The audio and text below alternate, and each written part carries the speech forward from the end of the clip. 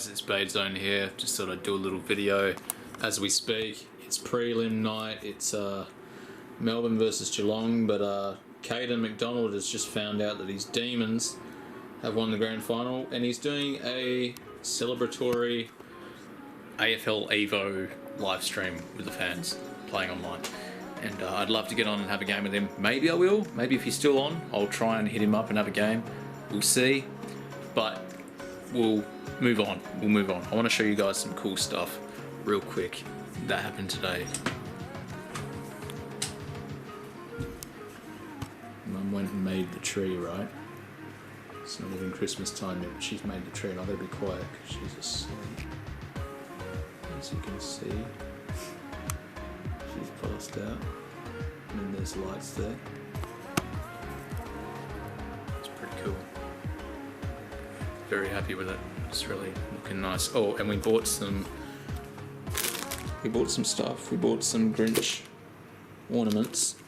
I wouldn't say ornaments, they're like toys, but we're going to put them on the tree just to get it looking all interesting. Now, you might be wondering, why have we got Christmas stuff in September? Because if you wait too long, everything goes missing. It all goes off the shelf, everything goes out of stock, and then, you know, you're pretty much left with nothing. Dylan's left the milk out on the bench. Let's put that in the fridge. But yeah, if you don't get things early, it all goes out of stock. Anyway, we bought that stuff. It's morely for like a Christmas themed birthday that's coming up, because guess whose birthday it is this month? It's mine and Dylan's. I'm turning 25 and he's turning 26. So it's going to be interesting for sure. We're getting older. As you can see, I'm getting older. I'm more wrinkly. I'm getting more marks on my face. Hair's not as full as it used to be, but it is what it is, man. Like, you get older, you just gotta roll with the punches, man. And yeah, I mean, it'll be cool. I'm keen. I'm happy to see 25. There was a time where I thought I'd never hit 25, and I'm just grateful to be alive. Let's cut into the video and talk about some football. So I'm going to start out this video with a cheers.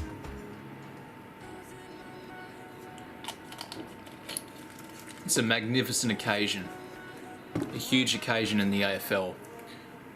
A team that has struggled for a long time has made it to a grand final, and I'm not even a fan of their team, but I have a lot of friends that are, and this video really is for them and for the members of the Melbourne Football Club.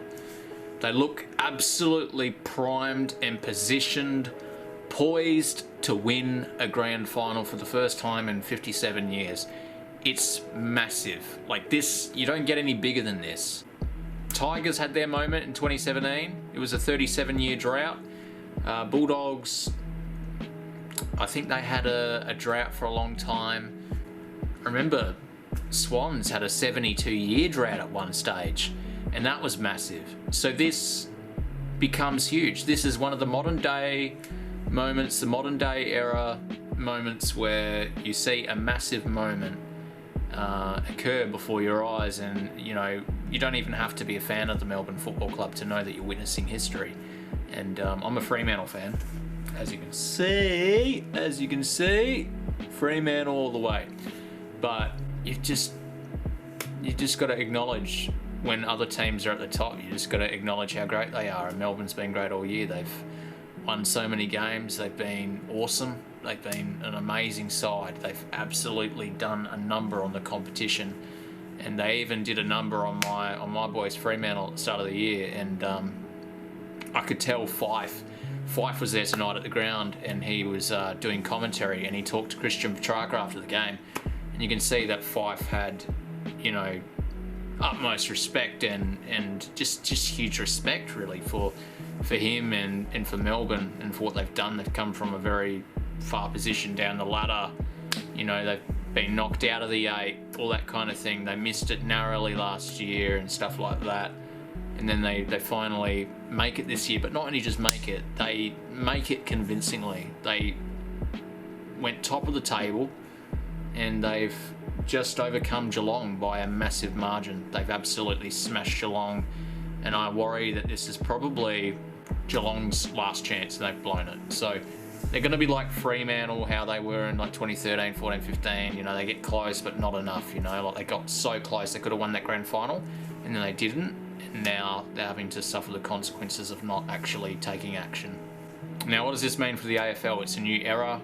We probably have another dominant side on our hands here in Melbourne. They look like they are.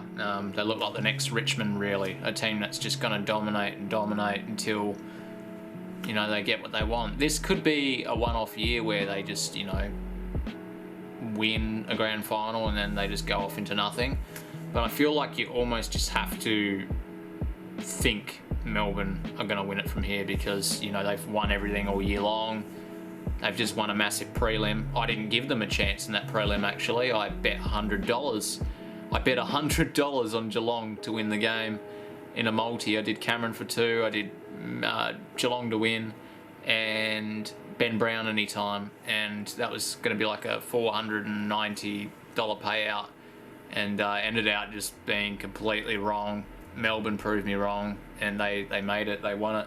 And that's the only time I was actually happy to lose $100 was having Geelong go down for once this year, because they've dominated sides all year long. And really, there's no other more fitting way for Melbourne to do it than to return to Perth at Optus, where they got absolutely obliterated in 2018 by the Eagles, and then obliterate Geelong. This was a massive statement. It was them saying, hey, you know what? We're not taking this anymore. We're going to do what we have to do to make it all the way and win the ultimate prize. And for that reason alone, Melbourne are the team that will win the grand final. I can almost guarantee Norm Smith's curse on it, because it looks like it's broken already. And yeah, it's just one of those things, guys. It's been there for a long time, the curse, and it looks like it's finally lifted. So you guys could be happy about that. What I learned from tonight: I'm not going to be betting $100 on Geelong ever again. I'm not going to be betting $100 on football probably ever again, because I've done things like this in the past and it's not worked. So then I went to smaller stakes, and I find that every time I do a smaller stake I actually win, but then when I do a massive stake I'd never win. So I find that I probably have to stick to the formula: smaller stakes, smaller multis, just keep it that way. And yeah, I mean, just don't underestimate Melbourne either, because that's what I did. I've done that a lot this year. I've underestimated Melbourne, and they proved me wrong. So this is a huge win for them and for their fans. So Demons fans, rejoice, be happy. I reckon you're going to get a grand final win. It's going to happen, guys. Surely it has to happen now after you beat Geelong like that. If they don't win from here, that's the biggest L you could ever make. If you win all year long and then you win a prelim like that, and then go to the grand final and lose to Port or Bulldogs, who are well below their level, it would be absolutely shocking to me. I would sit there and facepalm with my fucking jaw on the floor, and then I'd probably have to sweep it up with a dustpan and broom and go, my fucking word, what the fuck did I just watch? Because I think Melbourne deserve the grand final win.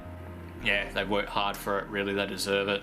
Not Bulldogs, not Port, because when it mattered, Bulldogs couldn't actually make the top 4, and with Port, they've just kind of been a wish-washy side all year long. Beat the teams they need to beat, but then when it comes to crunch time, they weren't really that good. And I guess you could look at Geelong now and go, well, they lost to Port, Adelaide, they lost to Melbourne.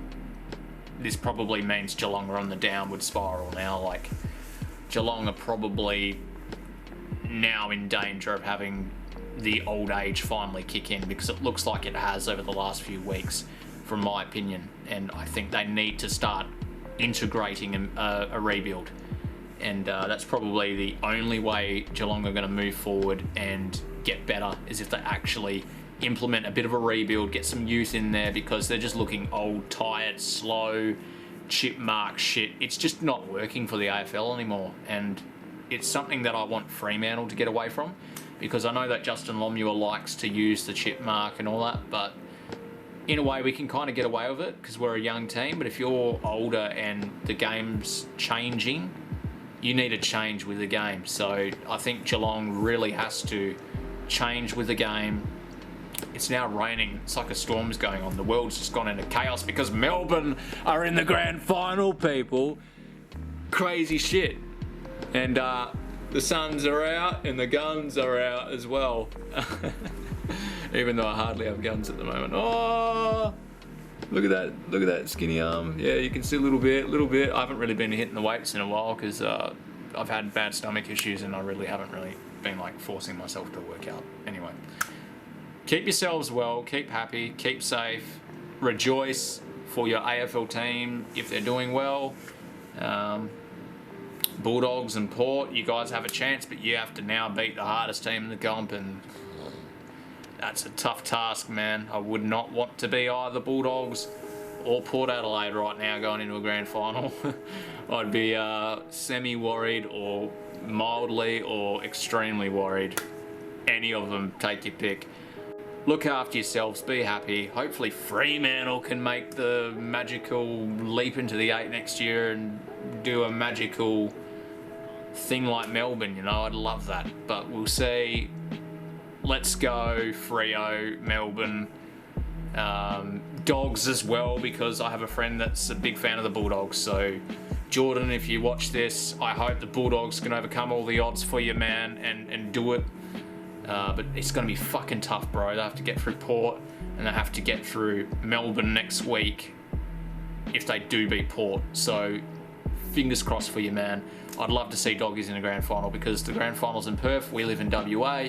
Jordan, I don't know if you have tickets or not, but it would be cool if you had tickets to the grand final because if Dogs made it, it would be so sick, man. Anyway, thanks for watching, guys. Look after yourselves and I will talk to you soon. And like the video, comment, subscribe, all that good stuff. Hopefully this channel keeps building, man, and we keep making good AFL content. Let me know what you want to see next. Peace.